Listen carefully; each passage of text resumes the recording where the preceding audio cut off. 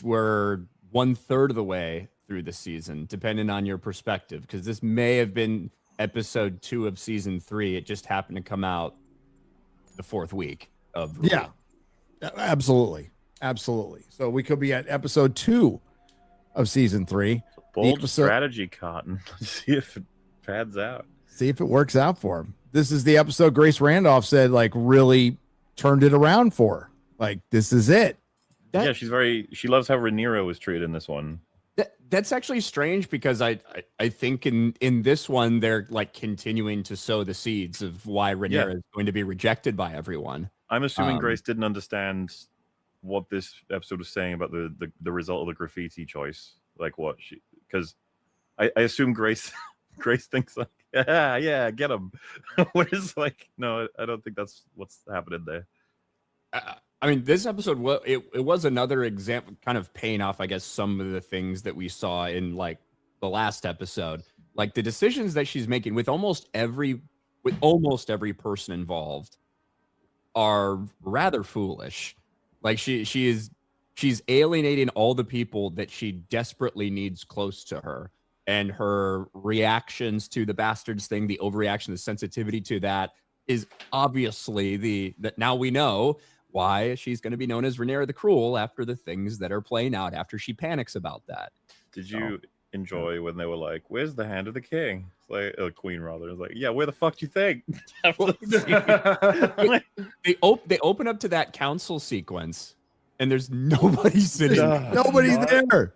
Yeah. There is no council. And then by the end of the episode, we have this ragtag council, the majority of whom were traitors, like people who were very much not on her side. The opening Black Council versus the end, where it's near empty and full. I didn't even know which one was worse.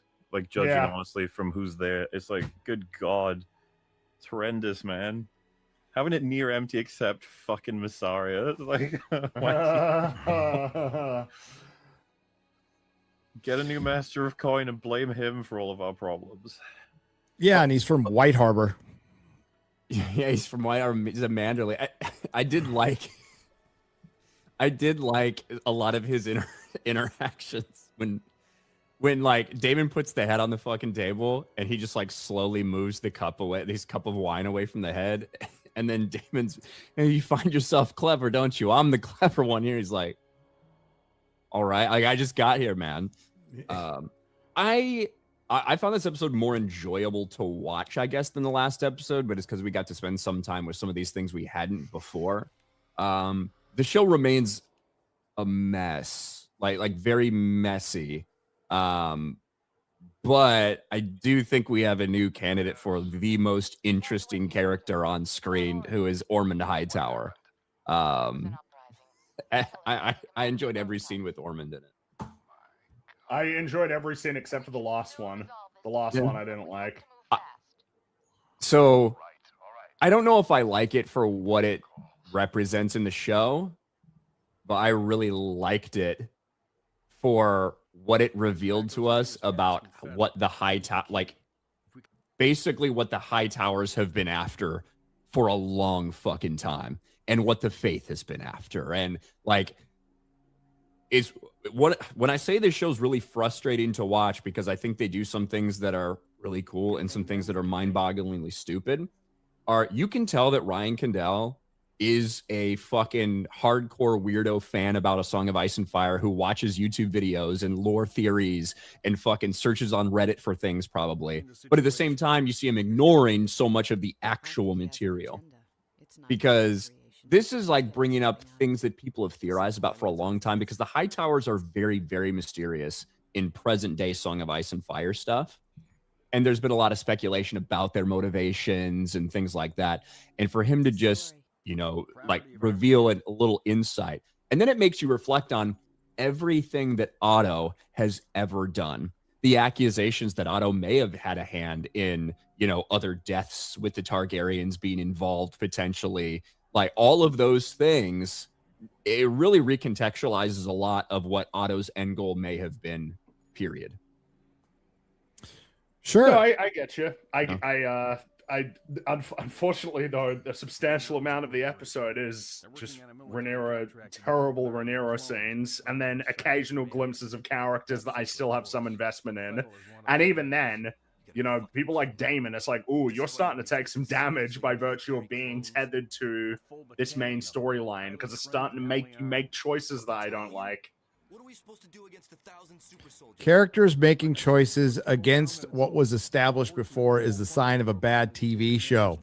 And when you start infections everywhere, man. Yeah. It's Aegon is okay. Yeah, but that's because he's so divorced from everything that's going on, and it's so low stakes. A key to that as well is the writers are willing to keep pounding him with consequences for all of his decisions, so the story gets to run with him. Like it is in his character that he would be absolutely resistant to, like, you know, fealty to anyone, to cleaning toilets. So every reaction he has is totally realistic, and then you get to see the consequences of those actions, and it creates, like, you know, some good tension and shit. I just don't feel that with almost every other character at this point. And there's too much shit where it's like crazy random thing happens. Like, yeah, because they're doing that, and then they'll do that, and then that will happen. Well, yeah, I mean, the Daemon sheep stealer, like, that was horrible. Yeah, everything about it was just horrible. But they loved that shot. The shot with him going blarg, and then the silhouette. They thought that was great, but it's such a clown character. What am I meant to do with that storyline? I don't know. I can't be dealing with her being indignant, like, oh, you know, you never really thought much of me. It's like, dude, you just got Jace killed. You killed right? Jace. Like, can you shut up, please? And then also Corlys just shuffling out of the story for he gave up on legitimizing his sons. He gave up. He just gave up and left. And he's one of the few characters I'm still kind of invested in. But how much longer will that last? The graffiti shit. If they were like, it's like, who's the cause of this? Like, well, the head of the king pretty much yelled. Yeah, Corlys. Yeah, Corlys, right? Yeah. They're gonna blame, are you saying they're gonna blame the black dude for tagging the walls? Yes. Like, yes. It didn't get it. It's like we missed 3 scenes between the last Corlys one and this Corlys one. It's a crazy amount of cut. Like, just what the fuck? And it's like, nah, I'm mad, I'm leaving. Also, rip my son's surnames, like house names, whatever. the idea that Rhaenyra thought that Corlys would just be there is crazy. Mm-hmm. You know, I never got to see what happened when he yelled at her. Yeah, he screams at her in front of everybody, like, your children are bastards. She panics and basically just walks away because she doesn't know how to handle that.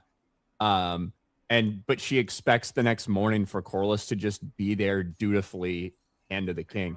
And one of Rhaenyra's problems is that it was a problem in season 2, and what I mean by a problem is, like, for her, like, her character thinks that because people swore an oath 20 years ago, that's going to mean fucking shit when everything has been recontextualized, when the entire power structure has been recontextualized, that she expects these people who, like, will get nothing out of swearing an oath that sometimes their fathers swore 20 years ago. And it's just not going to be that way. Like, these people are not going to continue to serve you when you fucking at every opportunity slap them down, just like Ulf, just like Corlys. Like, these people are not going to continue to stand by your side when they continue to get the shit end of the deal. This is fanfic at this point. This is Ryan Condell, who was a big fan of A Song of Ice and Fire, started his own YouTube channel and is writing his own version of the story. And it kind of is, yeah. It's fucking stupid in some parts, and we'll get to it. Especially the goddamn, can't believe I'm putting up for Nettles, but justice for Nettles, but also some other changes. Now, Ormond Hightower, great performance, good. I mean, like, compelling character. By the way, I am just Team Hightower at this point. I hope they fucking win. I am absolutely all for him at this point. Pretty much, yeah. Which is all the writers would be like, "What?" You're like, well, I say it's particularly embarrassing because that's never been the way that I've viewed this show. I've never been looking at it as like a team game, but at this point, the show is so, like, compromised to me that, yeah, I'm just there for the chaotic characters. Basically, I want I want Ormond to be doing crazy shit. I want Cole to be getting up to some crazy shenanigans.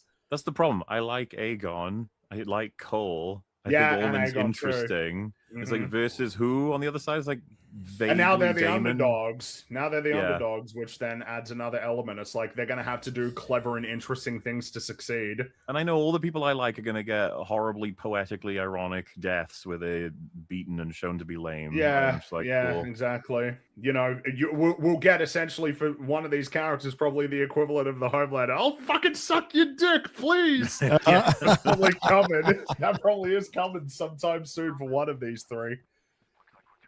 So the High Towers have taken over Tumbleton, and they're there to protect it. And we have Ormond here talking to the Lord and the lady, going, "Yeah, I'm taking your house, and yes, we're going to have some guards taking the houses here." And of course, the Lord's all, "Listen, we're just a merchant town, and we're nothing." And he said, "Well, you bet your knee for the queen." And the lady is pretty insolent, and she's lucky she still has her head at this point. But she said she is the queen. Then I can't show that part. I won't even risk showing that part. Hang on. Well, they don't actually show any nudity for it, so they I show was his wondering if we're butt. gonna get another big old dong shot in this. Yeah. But Well, luckily we did not. Were they like trying to parallel with, because Daenerys has a scene that's just like that in season 5 or 4, something like that. I don't know if they were trying to parallel that, but to be honest, like somebody standing up while in a bath and like revealing themselves to be like, that is kind of almost, I don't want to say a trope, but we've seen it happen across a variety of mediums. So I don't know if it was necessarily supposed to be like or invoke Danny or not. It'd be weird if they were, but maybe. Well, because the thing for me is I'm totally fine with parallels. I didn't know what I was supposed to gain from it if it was. I didn't really get anything. Like, to be fair, I haven't seen that scene in a million years, so I don't know. Maybe I've forgotten something, but maybe it is just supposed to be a rhyming thing of like, look, there's a different time where the same thing happened. How about that?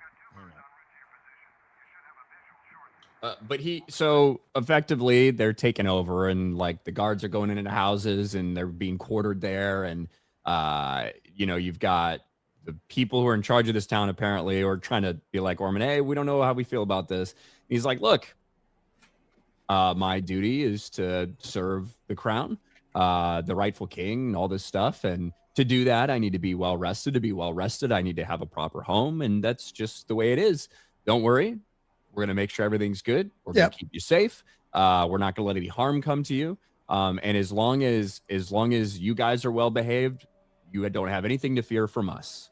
Coming from a very like arrogant, standpoint and things like this, but from outward appearances, like, okay, yes, they're coming and taking over this town, but they seem to be doing it in the best way possible, I suppose. There'll be no raping, sir. Yep. For now, anyway. Then we get Rhaenyra and her Black Council, which is Mysaria.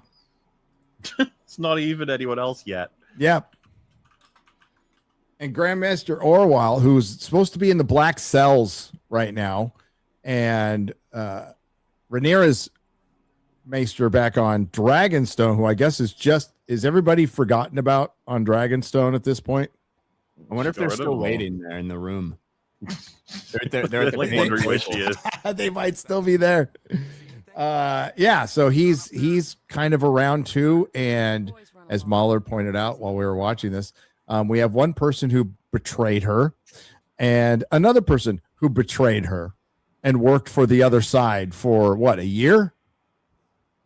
Months? We'll say months. Well, it's okay, but to be fair, she's gonna add Allison to the team, so. Oh, well, then that makes everything okay.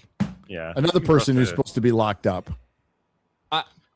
For Orwell, I think that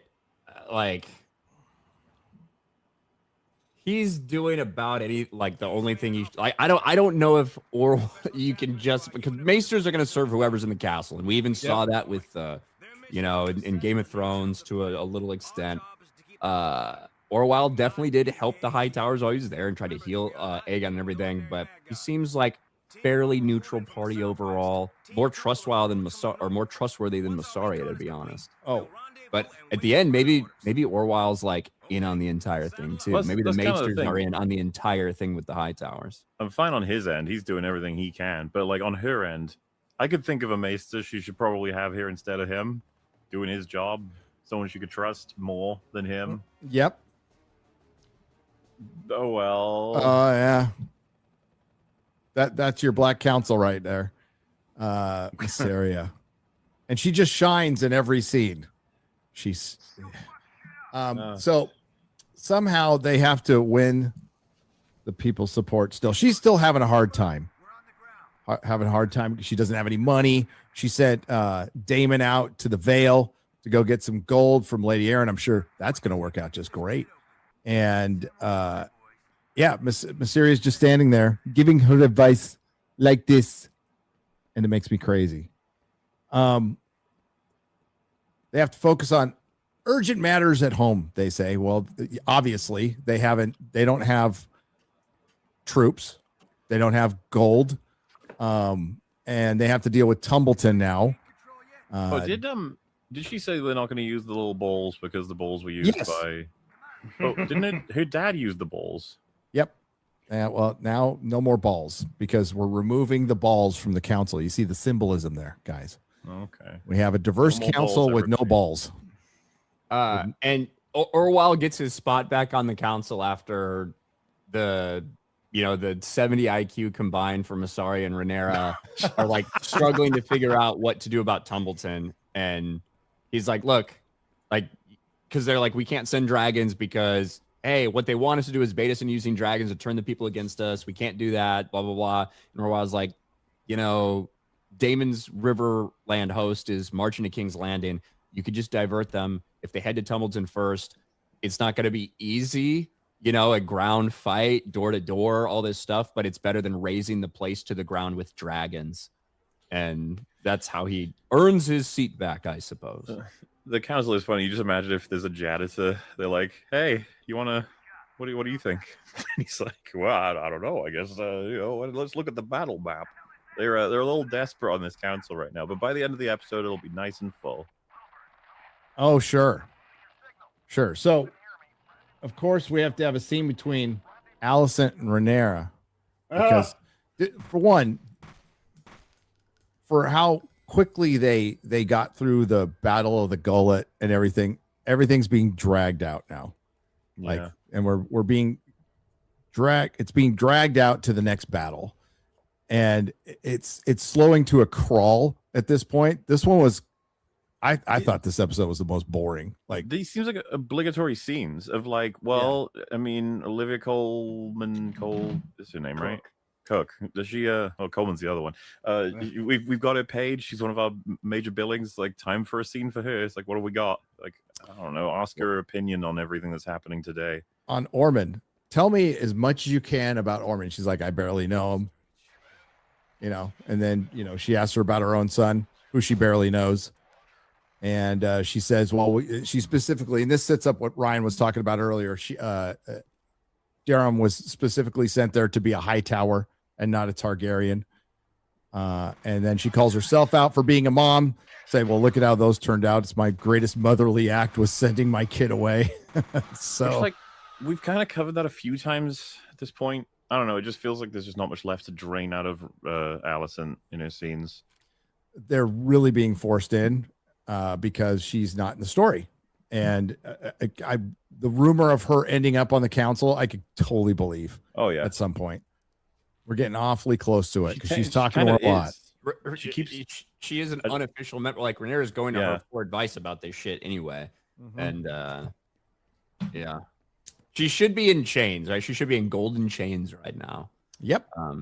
That's the whole thing, and that is the biggest change to this entire show from the beginning was the idea of them being friends and their ages being the same, which if you had them actually grow to hate each other for real, instead of just be on opposite sides for a while, but still trying not to do overt harm to the other, in an irreplicable or like a way that could not be undone.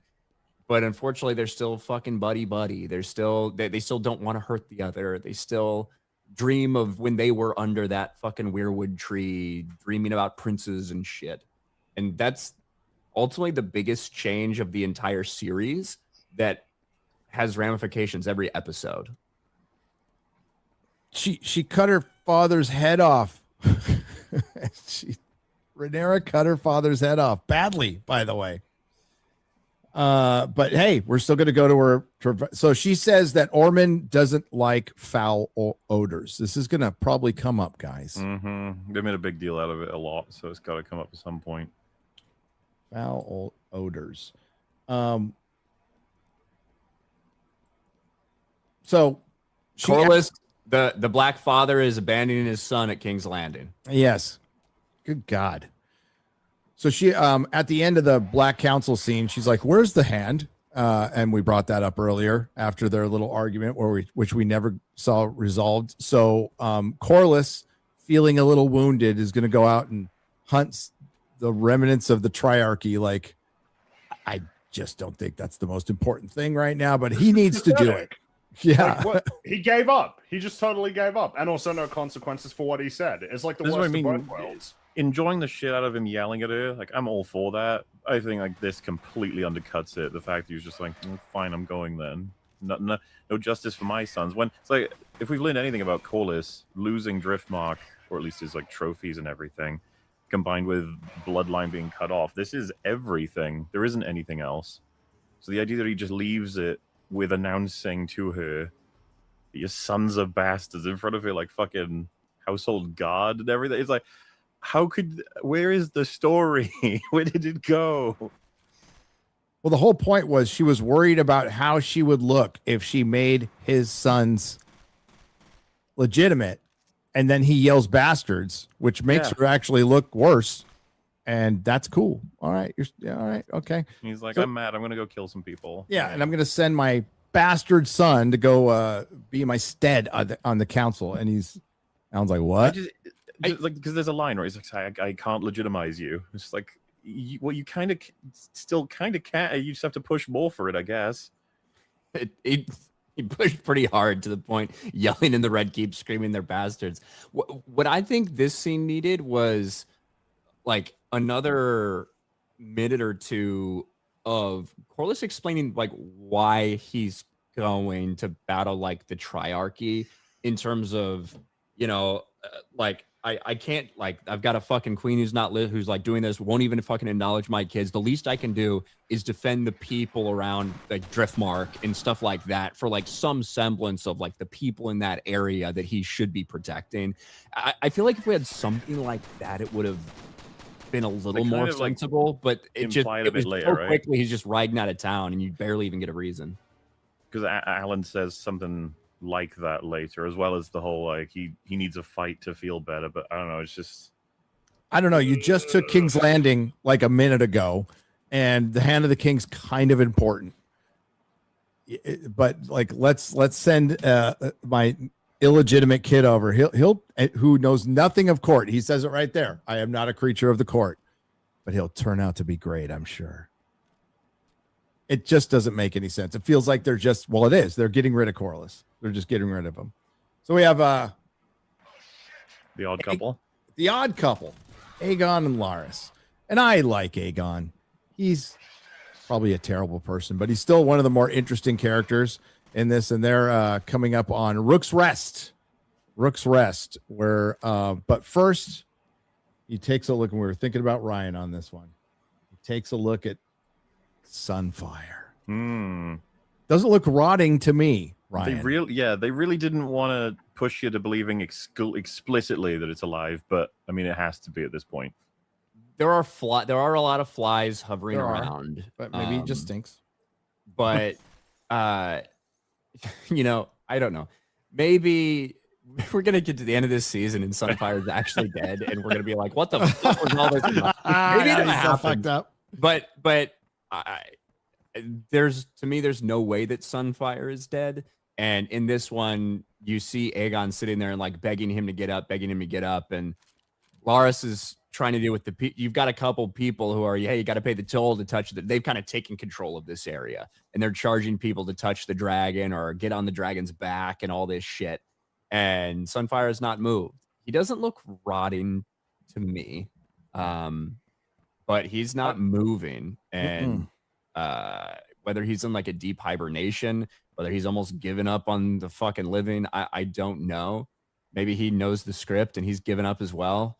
But Aegon at one point, it's like, no, I feel him. He's alive. He's not dead. And he starts speaking to him in High Valyrian, trying to get him to get up and giving him commands. And obviously, these are not good things for these people that want to do violence to them if they would know who it was to hear. And Laris is just desperately trying to control Aegon because Aegon's retarded right now. Aegon just doesn't fucking care to some extent. No. So he could sense that. By the way, one of the, not this guy, but the guy who was standing behind him is kind of, they're making it, well, they showed it twice. So he definitely recognizes or suspects that is somebody.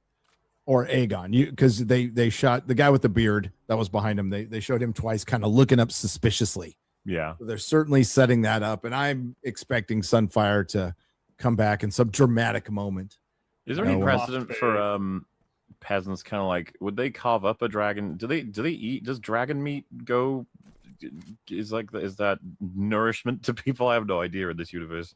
I don't think there's been too many opportunities. Dragon skin.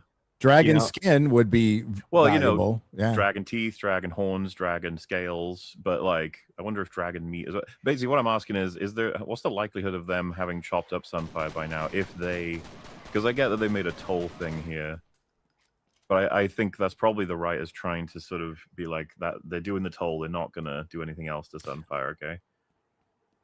You could chop up the dragon, but I guess you would also have to think about you're chopping up the king's dragon. And the crown might not look on that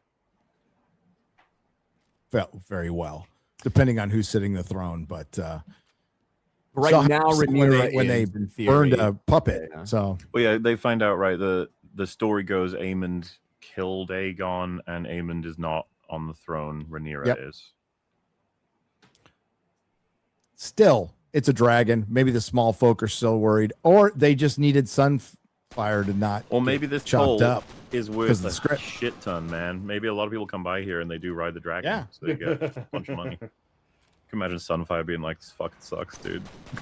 It's all these weird people. Well, I mean, this just looks like peasants. It's supposed to be guarded right now. In the book, the Sunfire's guarded. In the book, Sunfire is explicitly still alive. Yes. And like his wings are fucked up and he can't really fly away. So they've got some people around there to guard him and also to feed him and stuff, like bring him sheep and everything. If not for Aegon's line saying he's alive, I might have sided with the team of like, they are explicitly telling us he's dead. But with that line, it's like, okay, they're overcompensating. They're saying he's dead because he's going to be alive.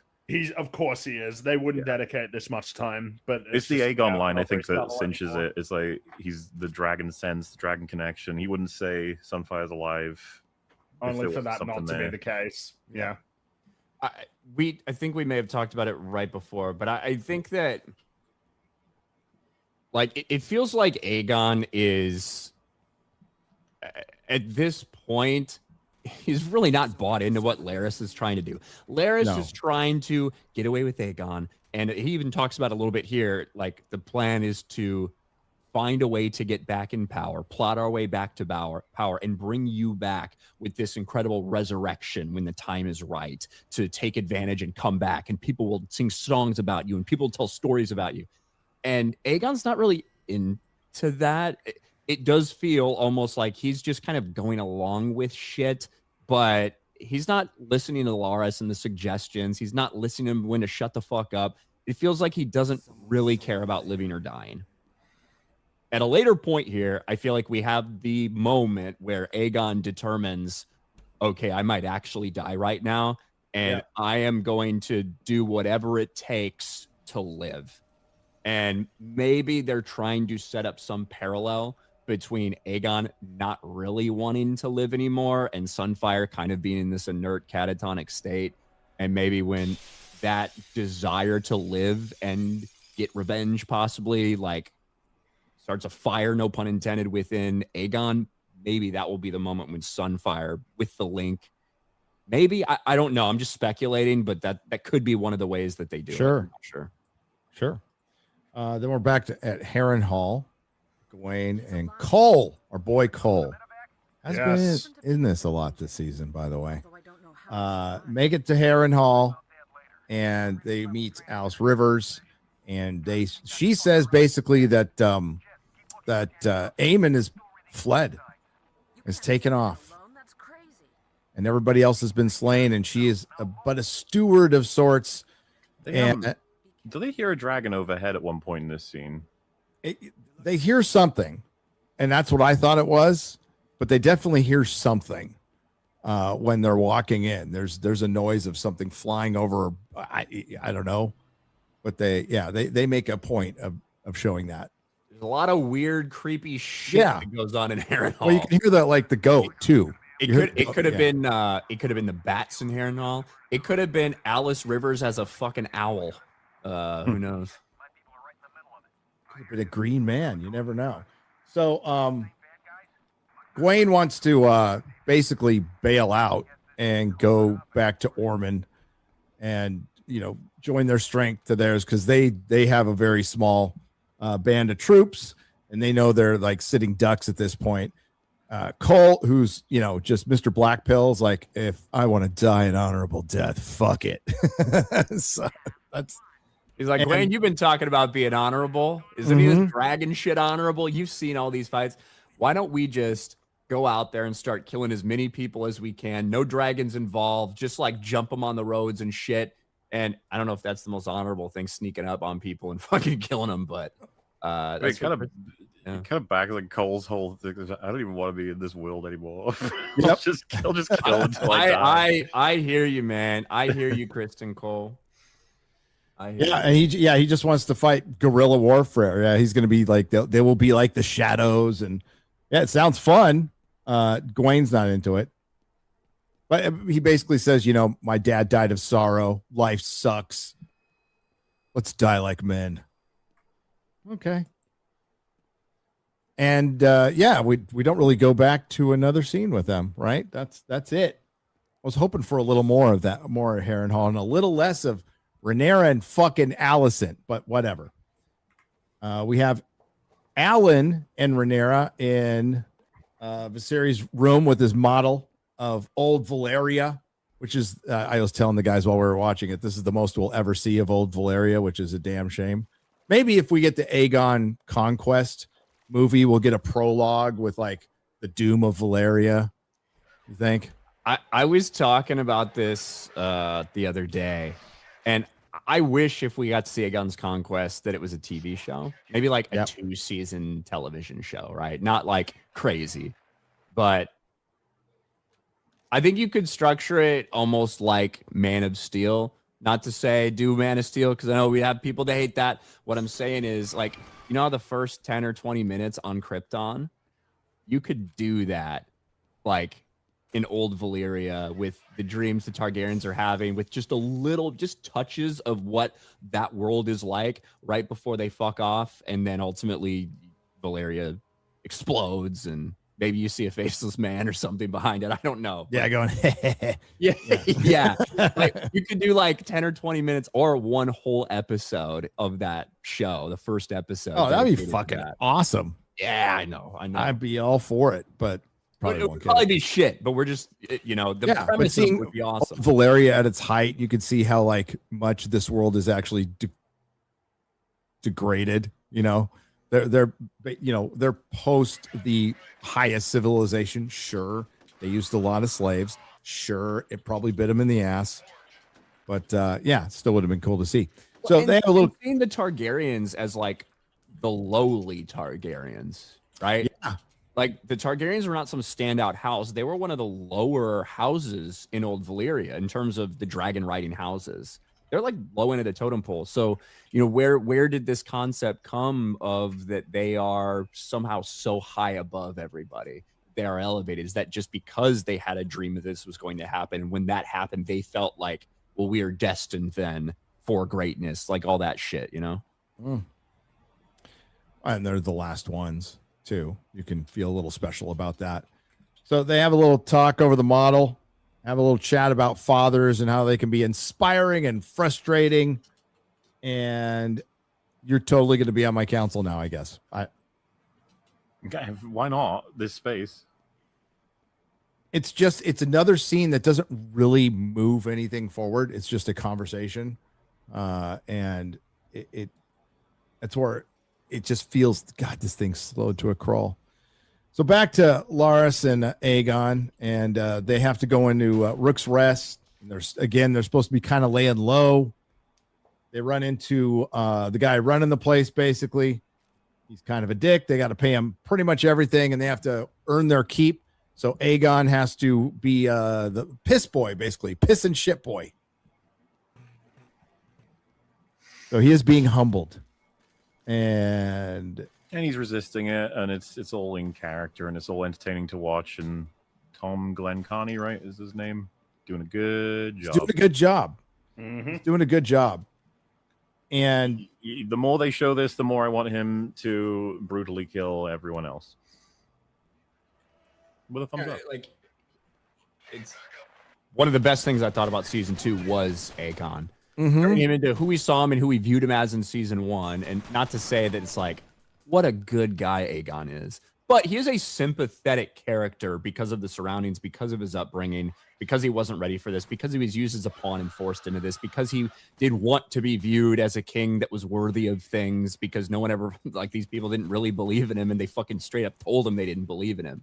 And the first time he really tries to go after it, he gets betrayed by his brother, and now he's a husk of a man who's fucking hobbling around with another crippled bitch. And he's over it, man. Of all the soldiers to be placed where Hugh's wife is also housed, they chose Sergeant Ray Pitler. Sir Ray Pitler, yes. From the moment. Yeah. From the moment that these fucks get on screen, and they got on screen 30 minutes ago or something. Yep. Near the beginning. And it's like, I get it. Like, there's bad men in the world that hurt women. How many fucking rapes and attempted rapes do we have to see? They're not characters, they're plot devices. Just really fucking annoying, man. Because you could see it coming a mile away, and it's like, we just had one of these. We just had an attempted rape scene of the fucking queen earlier. Do we really need to keep hammering this point home? I'm so done with it. And it almost feels like they flip a switch. The writers, or everyone characters are just sitting in the room, and then he's like, "Raping time." He just aggressively goes, blah, blah, blah, and you're like, "Oh wow, okay, there we go." That's what happens to me. You know, I get it. So, and this poor guy, he's in the casting sheet where it's like, "Oh, you're a rapist. Give me the book on rapists." And they found Ray Pitler right here. And he tries to rape her in front of Rape Fines. That's his. He's Welsh, Mahler. No. So in front of the father, in front of the wife, it's a sister, and it's he tries to go at stupid. it. It's just so fucking retarded, right? And they get stopped, and then they go back to the Hammer, and he wants to go to Tumbleton as well. They're sending Ulf. I don't know why they would just send Ulf. I don't know why you would send him anywhere by himself. I don't know. Everything we've seen. Ulf is clearly the one that's like fucking chaotic as hell. I thought this was funny, by the way. She's like, "Well, I can't send you, Hugh, because you're so biased as to the people there." And then he's like, "That's precisely why I'm good for it." She goes, "Oh, okay." Yeah. So you should not even an answer. So now we'll send both of the dragons out, because why the fuck not, to go keep an eye on Tumbleton, but don't do anything. Where was Adam in this episode? He didn't even get a mention, right? He isn't even in it. Yeah, not even a mention. Yeah, I fucking mysteriously disappeared, which Got I nothing don't for him. like. Him and Bela. I guess Bela might be out like continuing to scout for Vagar because that was her assignment. Was just keep an eye on things. Let us know if Vagar's coming. You know, whatever. So you can justify that she's not here for that reason, but I don't know what Adam's doing right now. Listen, I'm still finding some things that I kind of interested in, but like, let's be clear, this show has lost control of itself. It is a fucking mess. If you think about it for 2 seconds, as far as like travel time and why people are where, none of it makes sense at all. Yep. Like, wouldn't you need to explain why a Manderley is in court? Somebody from the fucking north who has pledged to you, by the way. So, but why would he be there? So we're So not early? interested in these logistics anymore. No, they're not. They're not in world building. It's like, well, the world exists insofar as we need it for the things that we're interested in right now, and if it's not relevant, then it disappears. And we're not really interested in like any of these sort of politics element anymore. It's much more the melodrama. And shit, I'll bring it up. It was funny. And Preston Jacobs' video, he brings up a great point. So everybody's in Tumbleton. He's all, I don't know, like, what should we do? And he goes, I don't know, send a bunch of dragons to fucking Old Town and set it on fire and take everybody hostage since it's lightly held. It's like, oh, that's actually a pretty good idea. But these aren't things they're thinking about anymore. Things they did think about in season 1, right? And again, the travel time in the show is fucking ridiculous. Getting up to the Vale and back, and like, there is some. So you can't just. I'm surprised they even sent those 2 dragons because you do need to keep them relatively close still because Vagar is still a huge unknown threat. Like, yeah, and they know that. Vagar is still, because we don't know what's happening with Aemon. We don't know where Vagar is. Like, that's why I was surprised that she let Hugh go. I thought the justification was going to be, I need you here in case Vagar returns. Because if Vagar comes back to King's Landing right now, if Ulf and Hugh are in Tumbleton, which is close to King's Landing, yep. But if Vagar just returns, fucking nuclear bomb. Yep. You know? Okay, so they're gonna both go to Tumbleton now. Gee, I wonder what's gonna happen there. Corliss's graffiti, by the way. I think it's Corliss. It would have been so fucking funny if, like, the after credits of the previous episode, it was him with a little spray can. So they see Queen of Bastards. Ulf can't read it. It's read to him. And that comes up later. Then we get the rapist. We're back in Tumbleton. The rapist is being brought before Lord Ormond. Wait, did we get to see the Ulf? Did we go past the whole Ulf tavern scene? Oh, we did. Sorry. Yeah. Ulf goes to the tavern and sees his old mates. And they all think that he's just living the life of a king and they make him pay for everybody's drinks when in reality he doesn't have much. Yeah. So. Yeah. Ain't that a true story? So he pays for everybody's drinks. And when he comes back, that's pretty funny what he asked for. Mm-hmm. So we're back into Tumbleton, and the rapist is facing justice, being accused by Hugh Hammer's brother-in-law, and Ormond sentenced him to be gelded and have his arm broken, but you could still serve me. And the guy, like, when they're taking him away, he's all, I have a wife. So all the rapists also have wives in this show. Yes. Yeah. And so, there's Daron. Daron is like, Ormond is teaching Daron how to be a proper leader and how to be a proper, ruler of sorts. And, I liked this scene. I like that you see them come forward and they have a problem. And he is like, look, Daron, it's important because things are on the brink of spinning out of control. We have to keep proper order here. We can't have people just raping everybody. We need the townsfolk to cooperate. So you got to punish the people who work for you to make sure that things don't spiral out of control like this. And tough but fair. Tough but fair, Daron. Tough but That's fair. right. Yes, sire. Yes, sire. And now, This is not the full context for how the situation will end, however. No.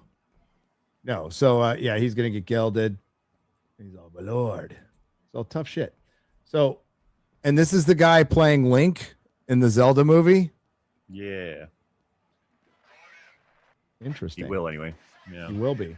Do you think that are they just gonna let him have red hair? Or is this dye? I don't know. I thought that it was dye until this episode. Yep. In this episode, when Rhaenyra talks about, or not Rhaenyra, when Alicent talks about how she wanted him to be a high tower, and you see clearly they've raised him to be a high tower who just happens to have a dragon as well. I do wonder now if they want him to have the red hair, the high tower hair, you know, just to Maybe. kind of represent that. Yep. Which I think is stupid, but Would be the first. Don't worry, we're gonna get to the dumbest scene in the show. I got to do that before Mahler leaves. Rhaenyra talks to Maester Orwyle and whoops. She talks about the faith and possibly having the High Septon replaced. And it's Orwyle who goes to the place of like, do you want to permanently replace him? She's all, you're so bloodthirsty.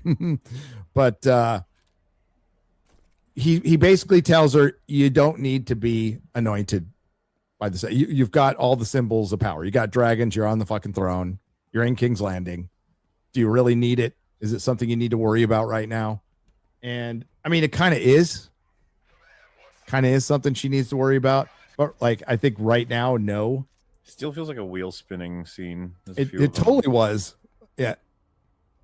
So she's coming there. She's coming there to get more information about like discussions between Otto and Ormond, right? Mhm. She's Yeah. trying to learn more about Ormond. Like that's the purpose of her going here. She wants all the letters. She wants all the records of any of their communication to try to get some insight onto what Ormond's deal is and what his play is. And I think this is the same scene, right? Like it is, but it leads into another we could talk about, and those letters are missing, right? And of course they'd be missing. Like Otto would not leave those. Like if they're they're obviously setting it up, and if they're setting up the thing where we think they're setting up, they wouldn't leave any evidence anywhere in the fucking Red Keep, like at all. So yeah. Now we're in the Vale. Damon and Lady. Oh, what the fuck's her name? Lady Jane Eyre. Lady Jane Eyre. That's right.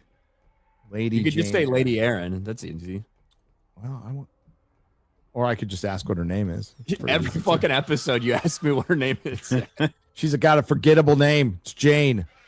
So she's looking down on him. He's there. You know, she points out that he's there begging for money. She saw. I never thought I'd see the day.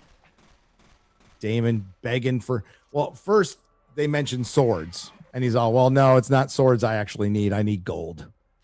So we promised a dragon, which she didn't get, by the way. But we still need the gold. It'll probably go a long way in making you look loyal to the crown. Blah blah blah. So she gets no love lost between no, two, right? The people in she the brings up Vale, her lady wife, his lady wife. The people in the Vale, they don't appreciate the way that Damon treated Rhea Royce, his first wife. They don't even know he killed her necessarily. No, but They they're probably pretty sure. suspect it, but they're pretty sure. So she gets a couple of licks in on Damon, and then says, "Yeah, you can have the gold. That's fine." Damon is successful in his venture. Yep.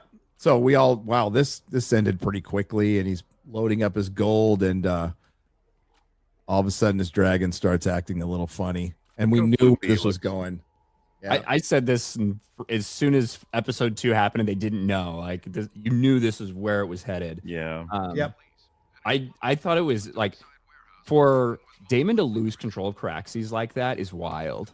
Like with the connection he has with them, like that is a crazy thing. And I don't think it's just that a wild dragon was in the area. No, I think it's that he senses that Damon's daughter is there as well. Like Yep. that's what Caraxes is doing.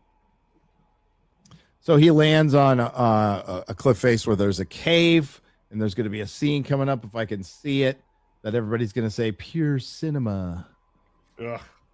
Yeah. Well, we have the. It's so lame. It's There so it is. unbelievably lame. This is a terrible character. I don't just mean like morally, just worthless. Like, oh, but how cool is that? It's like, what do you mean cool? Why would you even think that the people who like this show would even feel that way? I the don't know. Dragon equivalent of a cat lady. Yeah, she's living like a hobo. Raina. She's sitting there in the cave with Sheep Stealer. She comes out and chews her dad out for not being a good dad. I mean, never mind that she just got on a dragon and got the crown prince killed. It's Damon's Yeah, fault. and basically says like, no point in me being wasted defending, children that are fine on their own. No point in me going back to the main family because they'd hate me. I'm gonna live in my cave forever. Leave me alone. You were a shit dad. Yep. Yeah, like my punishment is exile. Like I'm just gonna live here until I die. Okay. The thing is, if she had if she had presented this from a little bit more sympathetic frame of mind, like the scene would play different and better, because what she's saying about Damon and really the entire family ignoring her and pushing her off isn't untrue. They'd set that up from season 1, the way that she was treated because she didn't have a dragon, and the fact that Damon's not a good father to those kids. So like those things are true about Damon, like some of his shortcomings. However, to play it off in this way after you have just done something like this doesn't garner any sympathy from most people fucking watching it. You come off as insufferable and kind of fucking crazy. Yeah, I mean, shielding Damon being a bad father for her being responsible for the death of somebody, the crown prince, sounds like a woman refusing to accept accountability. She also sort of moves into, and this is again like, we knew all the consequences where they're going with this. The writing is so fucking clear. She's like, unless now, he's like, you keep this quiet. You wouldn't betray me. And he's like, it's betraying to not tell the queen that I know where Sheep Stealer is and who the writer is. And she's like, yeah, but don't be telling on me. And it's like, obviously this will be found out. It is so like, it's a miracle that there's only one person who's realized this has happened, apparently. But it's the fucking Veil. There could be farmers, shepherds, and all kinds of people everywhere seeing this shit. Oh, a lot of people have seen it. Oh, and Lady Jane Eyre knows, and he knows. And then her one thing, like you just said, is don't rat me out, Dad. Exactly, and that's the thing. We all know. It's like, okay, so he won't rat her out, and then he'll get caught out, and it'll cause loads of fucking drama, and it'll all be just annoying. Well, this is replacing the Nettles storyline, and this is exactly how they're going to do it. And it's, I don't like it. I don't like it. And then a goat herder sees him. That shit was funny, I will say. Bad timing for you, dude. Yeah, like Damon's like, what the fuck am I gonna do with this? And he looks down and sees just an innocent fucking peasant and has this little smile on his face as he gets an idea. Yeah. I got an idea. But like, it'll be probably the way they've even said it in this episode. Masari is probably going to be the one to reveal this. Yeah, of course. Should be like, told you to trust me, not to trust your traitorous fucking Get Damon. Yeah. I like this scene with Ormond getting some bad news from Harrenhal. He gets a letter. Yep.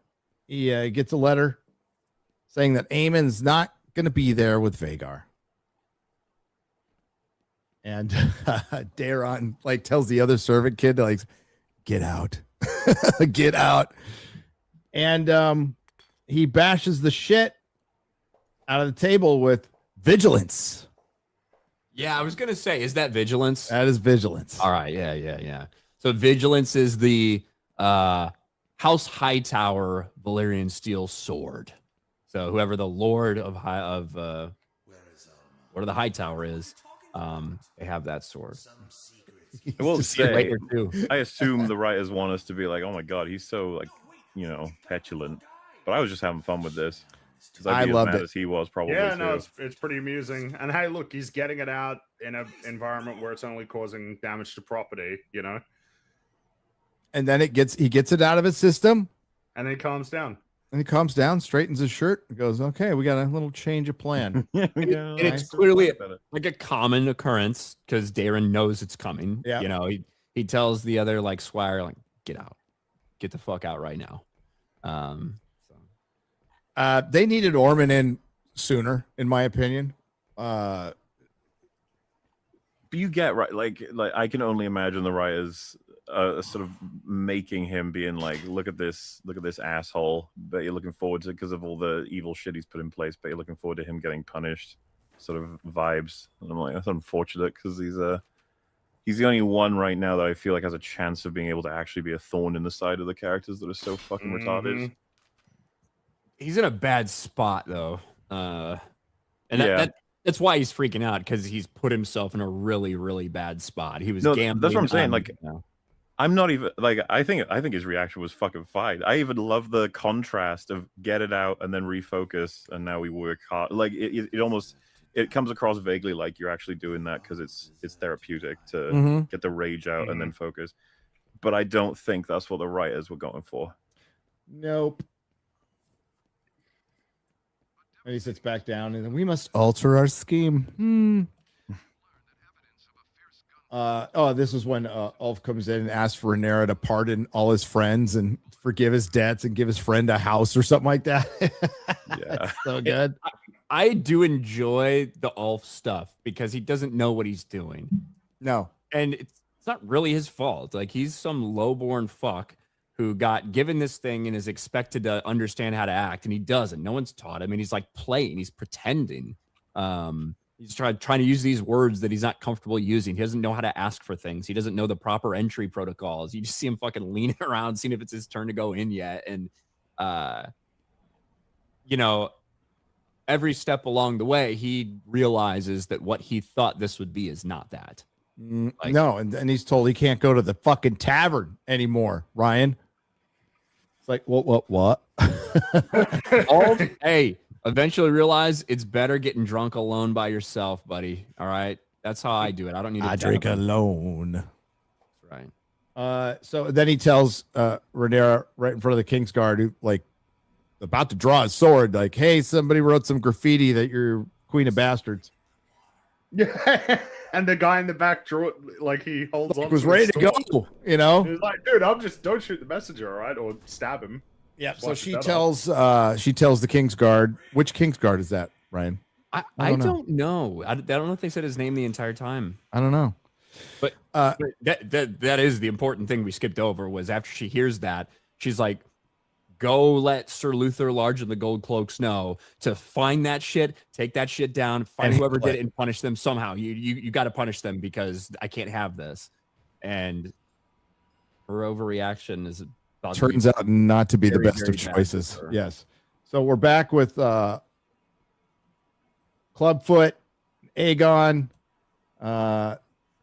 There's no food, so he's pissed off. So he goes off to the God, what's this guy? Janice. Yes, Janice. Lord Janice, not Slint, I don't think, but yeah. Maybe an ancestor of his name.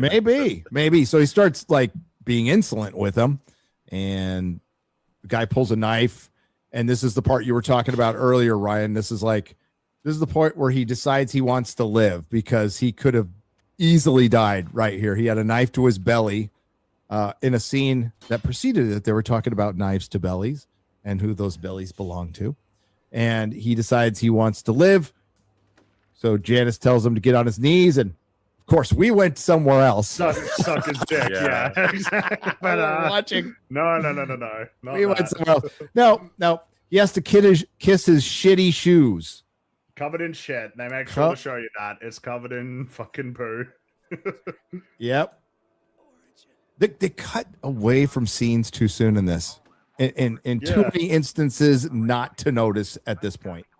You see the lips touch this shit covered boot and dude, then it cuts away. Listen, Dan and Dave, they would have sat on that scene. The lips would have been on the poop and it would have sat there to make you a little more uncomfortable.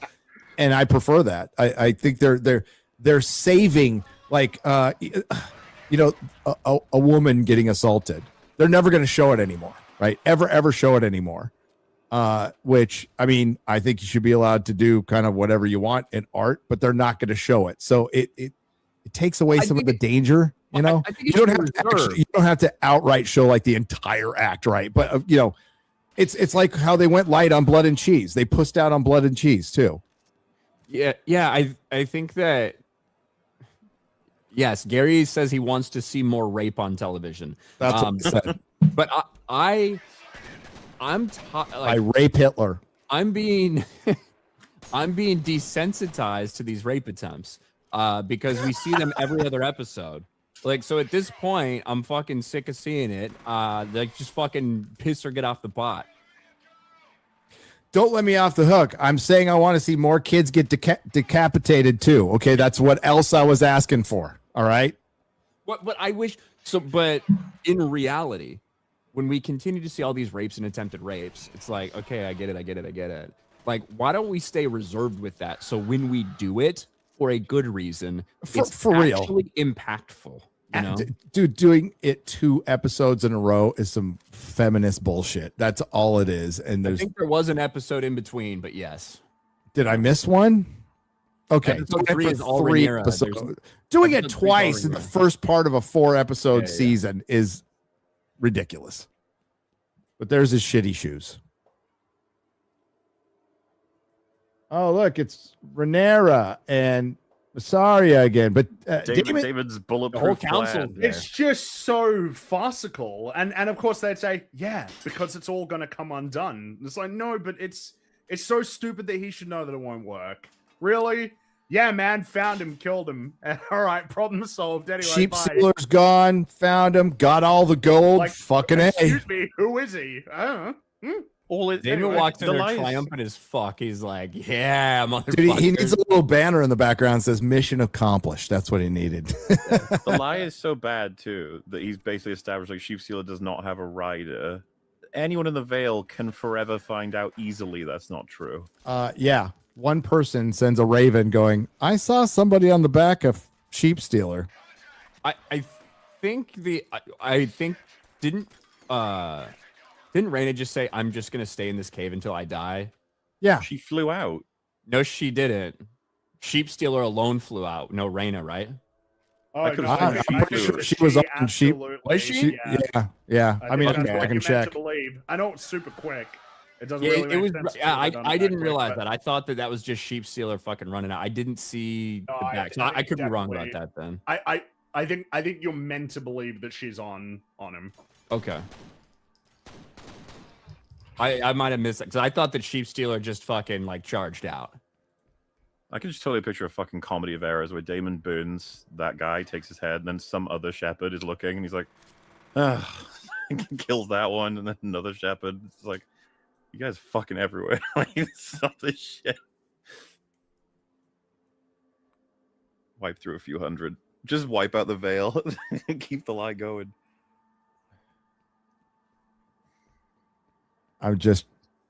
It's hard to, that you can't tell for sure. Yeah, why don't you keep going? I'll find the scene and see if I can find it. All right.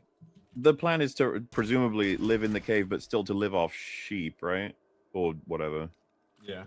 I guess when in the book, Nettles is on Sheep Stealer and part of the Dragon Seeds and actively fighting in battles instead of distracting Damon in this forced drama to lead to the drama that you would have had with Nettles in the first place, except I'm guessing a little different, Ryan. Maybe not.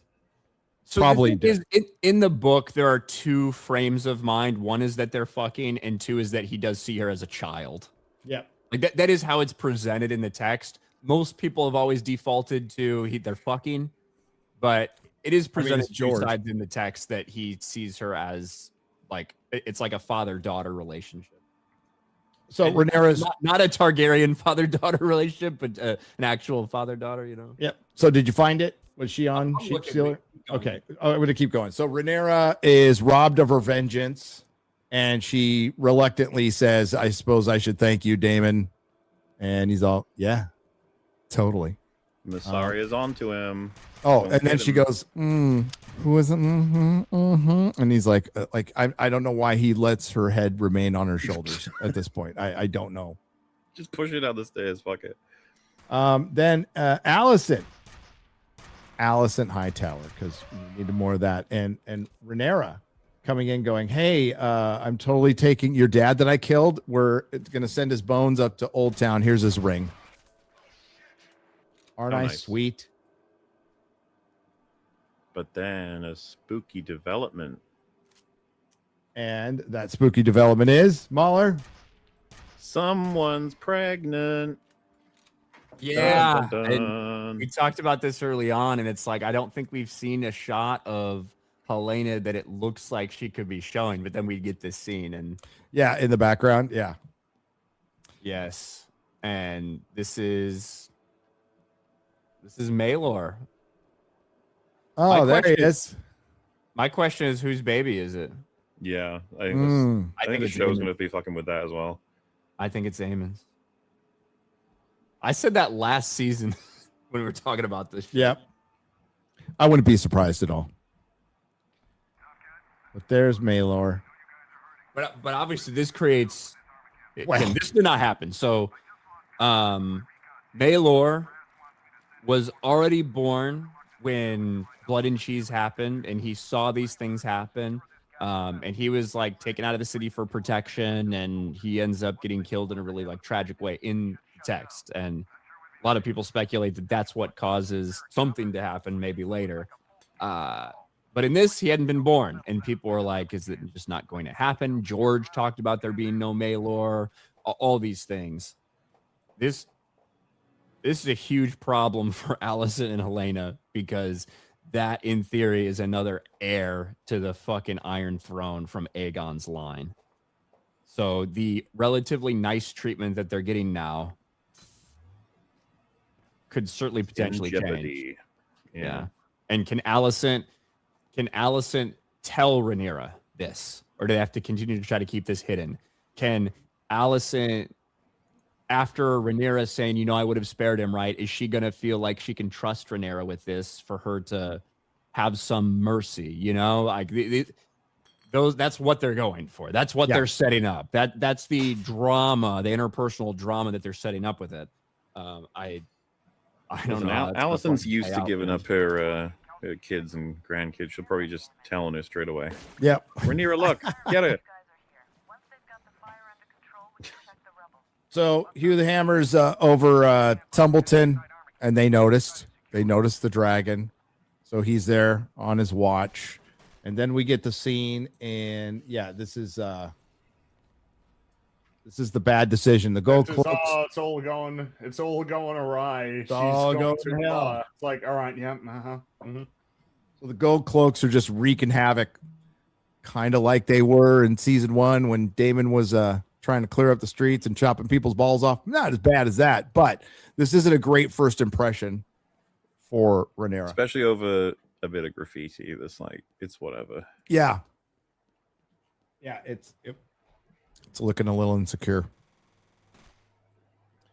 We're Has almost she not done, Lauren. heard of Barbara Streisand? Come on. Oh no.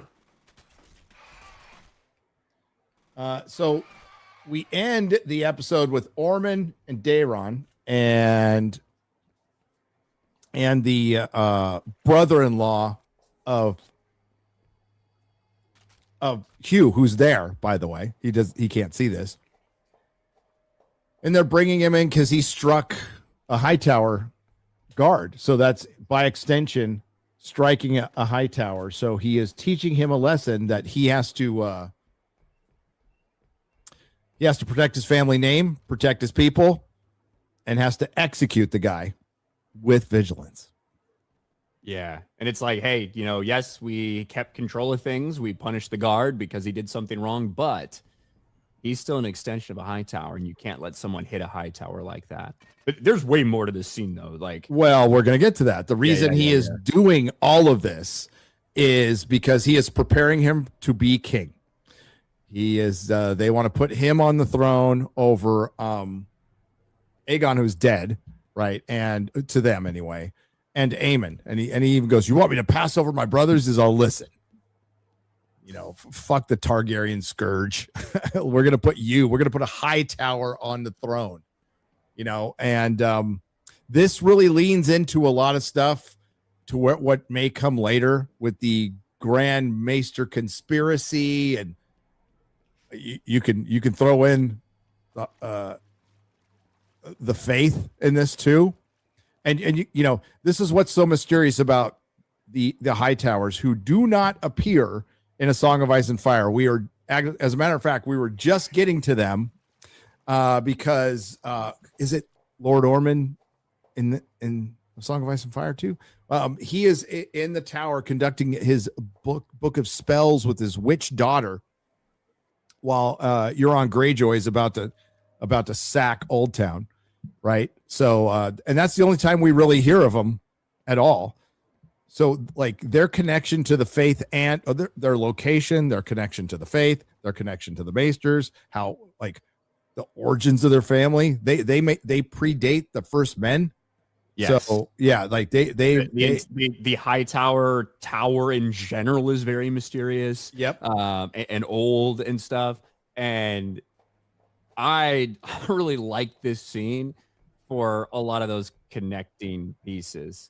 Do I like that they've portrayed Ormond now as, you know, he's really fucked up? He's very much like this two-sided person. I think he's interesting. I really like the character, regardless of whether you're supposed to like root for him or not. But the idea that you are making these connections between the faith, between potentially the Maesters, we'll see. Yeah.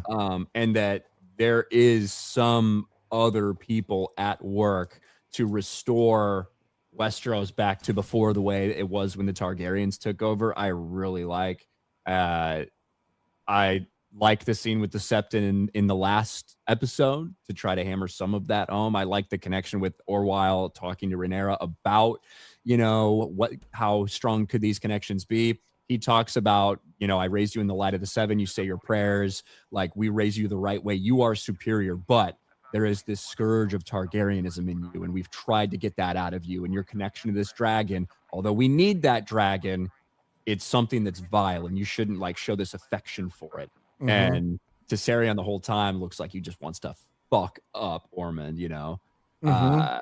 and is very protective of Darren. And Darren's trying to walk this line of doing what, you know, his lord, the person he's, you know, squiring for and is being raised by his father, basically. That's really what Ormond is. He's effectively his father that he's been raised with, doing these things, but also kind of being forced into this weird quasi cult that hates half of him. You know, it's a huge change. And I don't know if I'm going to like it when it's all said and done, but the conversation in the scene and the elements they're introducing, I really liked. The elements, yeah, it's just okay, great. You got a little bit of a lore deep cut here. Yeah. But you're fucking up so much of the actual story. I can't justify it. Like, but they can apparently. So he kills the brother-in-law.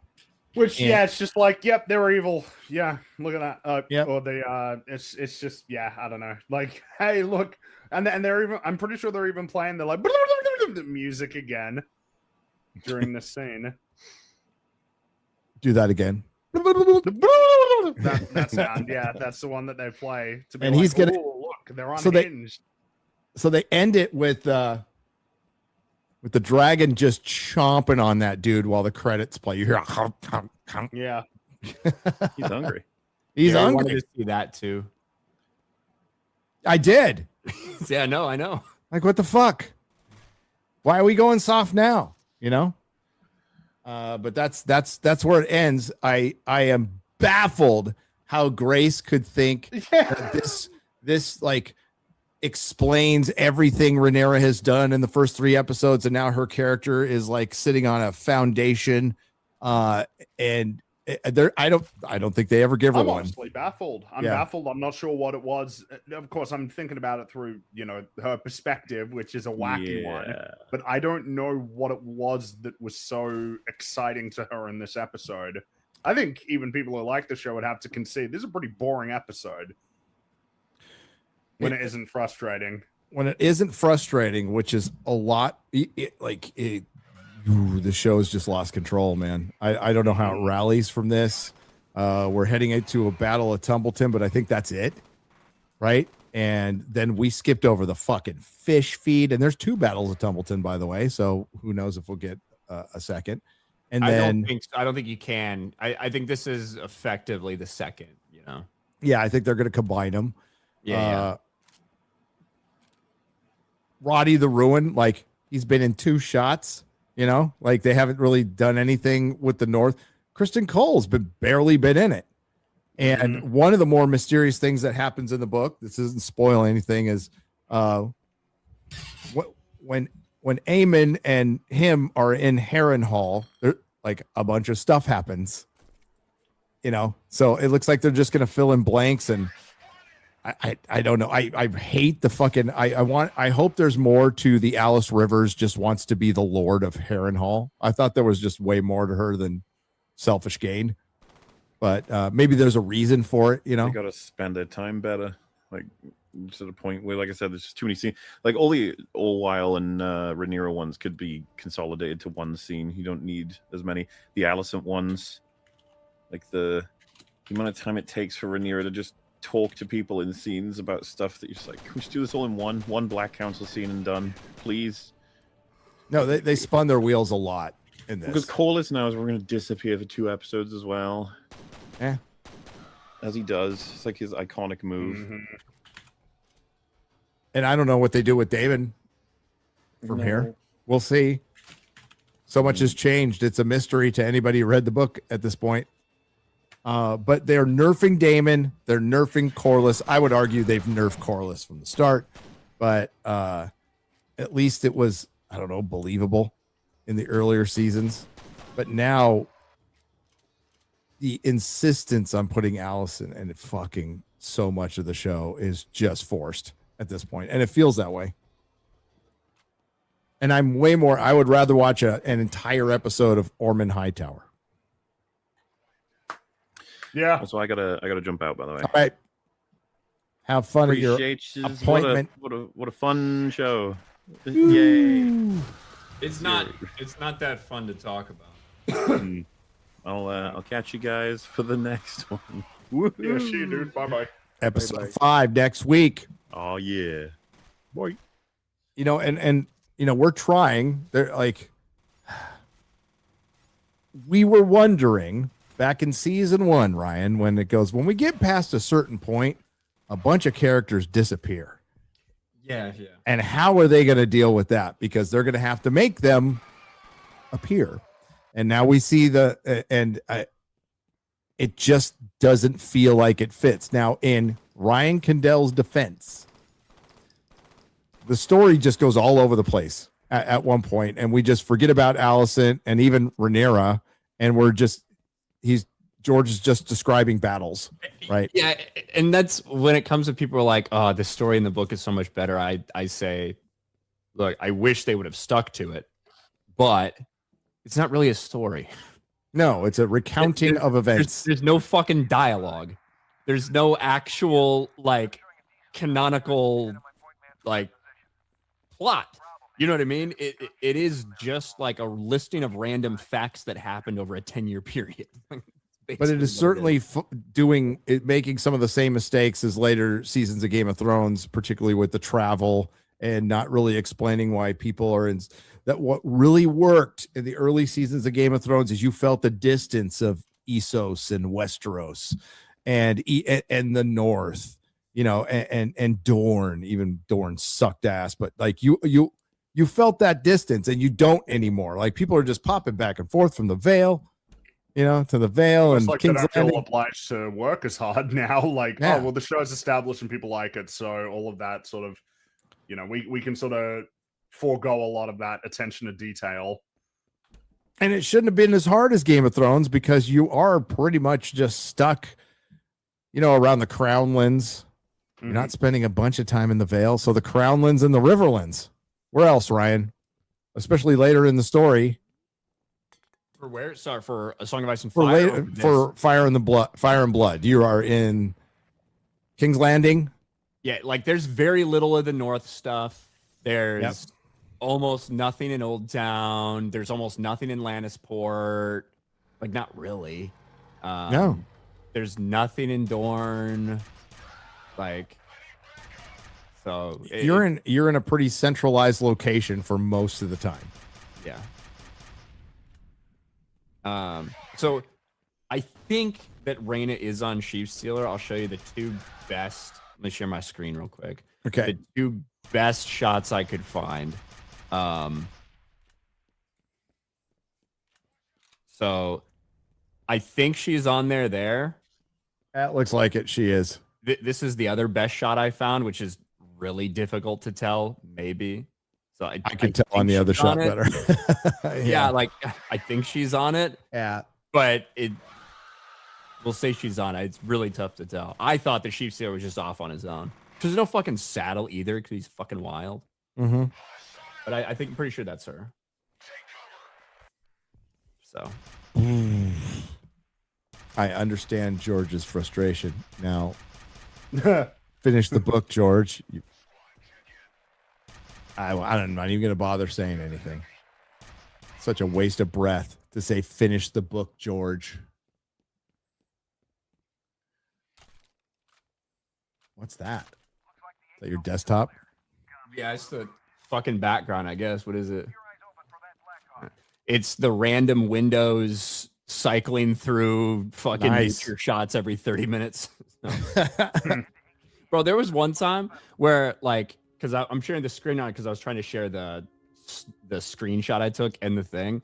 There was one time when I was sharing it, and you know how Windows sometimes just randomly close all your tabs for like no fucking reason, and it just like this dumb cute picture of baby seals or something.